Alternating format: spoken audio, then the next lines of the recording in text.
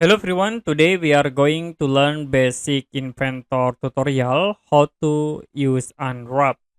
So as example, I will create star to this cat and you can create rectangle.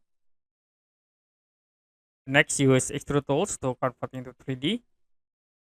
And the next, I will create again sketch in the top face. Can draw rectangle.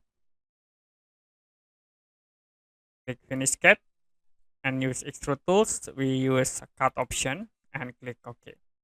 Now to unwrap this object, you can click this icon, unwrap, and then for face, I will select at this face, okay, the second face, and then the third face.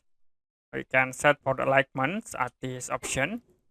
Okay, this is for alignment, and to set into this face, you can change for the vertex. Okay, I will click delete, and then you can click at this point to set in this face. If you done, you can click OK. Okay, that's it for a basic Inventor tutorial, how to use Unwrap. If you have any question about tutorial, you can comment below this video.